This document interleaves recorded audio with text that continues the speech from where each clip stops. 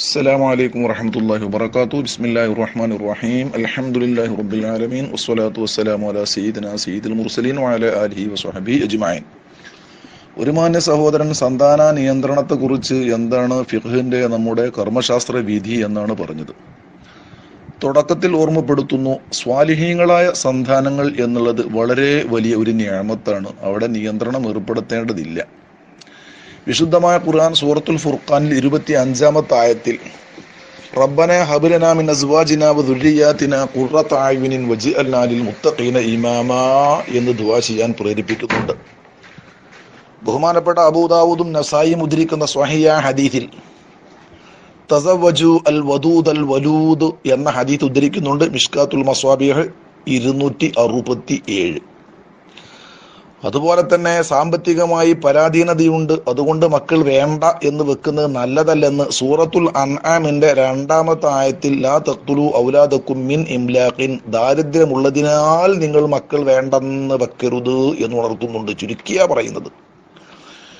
ഇനി ഭാവിയിൽ വല്ല വിഷമവും വന്നേക്കുമോ, സാമ്പത്തികമായി പ്രയാസങ്ങൾ വന്നേക്കുമോ, കുട്ടികൾക്ക് ഭക്ഷണത്തിന്റെയും മരുന്നിന്റെയും ചികിത്സന്റെയും വീടിന്റെയും കല്യാണത്തിന്റെയും സ്കൂൾ ഫീസിന്റെയും മറ്റുമൊക്കെ കാര്യം പേടിയാണോ എന്നുള്ള നിലക്ക് വലാ തഖ്തുലു ഔലാദക്കും ഖശ്യത ഇംലാഖ്, ഇനി വന്ന് ഭവിച്ചേക്കുമോ ദാരിദ്ര്യം എന്ന് പേടിയാലും മക്കൾ വേണ്ടെന്ന് വെക്കരുത് എന്ന് സൂറത്തുൽ ഇസ്രാ 31-ാമത്തെ ആയത്തിലും പറഞ്ഞിട്ടുണ്ട്. ജനിച്ച മക്കളെ തന്നെ കൊന്നു കളയുന്ന ഒരവസ്ഥയുണ്ടായിരുന്നു. ഏതായാലും വിശുദ്ധമായ ഖുർആനും ഹദീസുകളും സ്വാലിഹീങ്ങളായ മക്കൾ വലിയ നിഅമത്താണ് എന്ന് നമ്മെ പഠിപ്പിക്കുന്നുണ്ട്. വിഷയത്തിലേക്ക് വരട്ടെ. സന്താന നിയന്ത്രണം എന്നുള്ളത് താൽക്കാലികമായി വല്ല കാരണത്താലും വേണ്ട എന്ന് വെക്കലിന്റെ വിധി കറാഹത്താകുന്നു. ഉദാഹരണം, ബഹുമാനപ്പെട്ട സ്വഹീഹ ഹദീസിൽ കാണാം, കുന്നാ നാസിലു വൽ ഖുർആനു നൻസിലു. പുരുഷന്റെ ബീജം ഭാര്യയുടെ യോനിയിലേക്ക് ആകാതെ പുറത്തൊഴിവാക്കുകയോ അല്ലെങ്കിൽ ചോദ്യകർത്താവ് ഉദ്ദേശിച്ചതുപോലെ ഒറ കൊണ്ടോ ഗുളിക കൊണ്ടോ മറ്റോ താൽക്കാലികമായി പ്രതിബന്ധം സൃഷ്ടിക്കുക.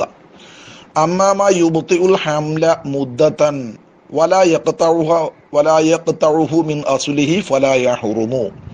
താൽക്കാലികമായി ഒരൽപ്പം വൈകിപ്പിക്കുക എന്നുള്ള ഉദ്ദേശപ്രകാരമാണ്, തീരെ പാടെ നശിപ്പിക്കും വിധമല്ല എങ്കിൽ അതിന്റെ വിധി കറാഹത്താണെന്ന് ബഹുമാനപ്പെട്ട തുഹഫ 8-ാം വാള്യം 241 കാണാം.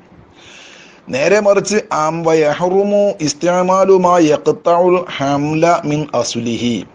പാടെ അത് വേണ്ടെന്ന് വെക്കുന്ന കുടുംബാസൂത്രണം.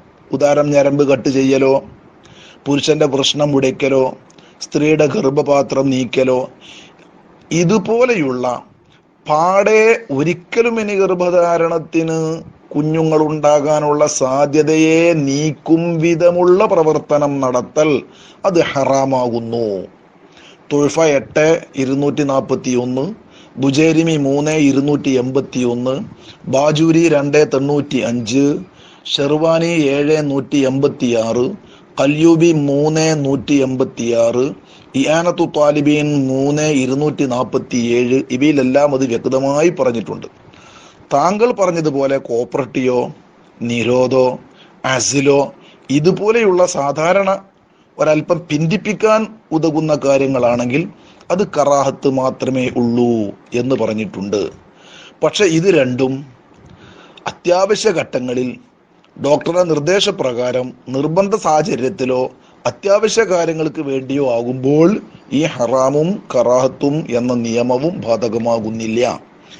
ഓപ്പറേഷൻ കഴിഞ്ഞ പെണ്ണാണ്, ഒരിക്കലും ഇനി പ്രസവം പാടില്ല, മഹാ അപകടമാണെന്നും ഒരിക്കലും പറ്റില്ല എന്നും ഡോക്ടർ പറഞ്ഞ കാരണം, അല്ലെങ്കിൽ ഗർഭപാത്രത്തിന് എന്തോ തകരാറുണ്ട്, അത് നിർബന്ധമായും എടുത്തൊഴിവാക്കണമെന്ന് നീതിമാനായ ഡോക്ടർ പറഞ്ഞത് കാരണം അത് എടുത്തൊഴിവാക്കലോ കുട്ടികൾ വേണ്ടെന്ന് വെക്കലോ തീരെ വേണ്ടെന്ന് വെക്കലോ ഒന്നും ഹറാമോ കറാഹത്തോ ആകില്ല എന്ന് പ്രത്യേകം ശ്രദ്ധിക്കണം.